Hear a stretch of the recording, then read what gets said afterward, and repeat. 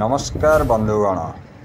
शास्त्र रे वर्णना करा जायथिबा नीति नियम को जो माने पालन करती सेमानंकु जीवन रे बहुत सफलता मिलता है। शास्त्र रे मानव जीवन शैली को नहीं नीति नियम विषय रे उल्लेख करा जायछि।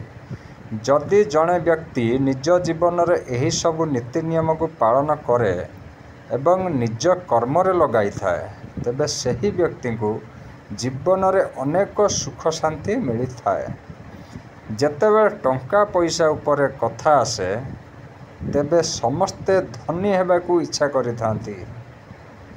समस्तଙ୍କ स्वप्न थाए कि अधिकरू अधिक टंका रोजगार करिबा पाई, किंतु लोक अजाणतरे एमिति किछि भूल करिथांती जहा द्वारा सेमाने केबे भी धनी होई पारंती नाही एवं जेते रोजगार कल मध्य सेमाने सही टंका को संचय करि पारंती नाही।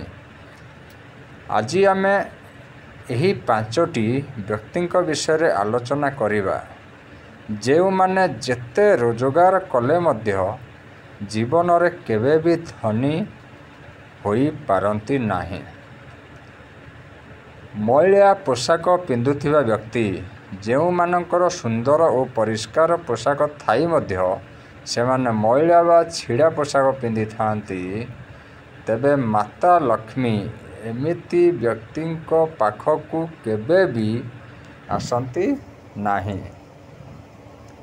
जेउ माने सर्वदा अपरिष्कार जीवन यापन करती आउ तांको चारि पाखरे परिष्कार परिच्छन्न रखती नाही तेबे माता लक्ष्मी को कृपा तांको उपरे केबे भी आसीबो नाही। आगामी दिन मानंकरे सेमानंकु अपमानर सम्मुखीन हेबाकू पड़िथाए। जेउ व्यक्ति दांत सफा रखती नाही तेबे सही लोक मानंकु दरिद्रतार सम्मुखीन हेबाकू पड़िथाए। आज्ञा कुहा जाए मैला थिबा दांत लोकंको पाखकू माता लक्ष्मी केबे भी आसीबे नाही। भोक ठारू अधिक भोजन करुथिबा व्यक्ति जीवन शास्त्र अनुसार भोक अपेक्षा अधिक खाउथिबा व्यक्ति मध्य धनी होई परिबे नाही।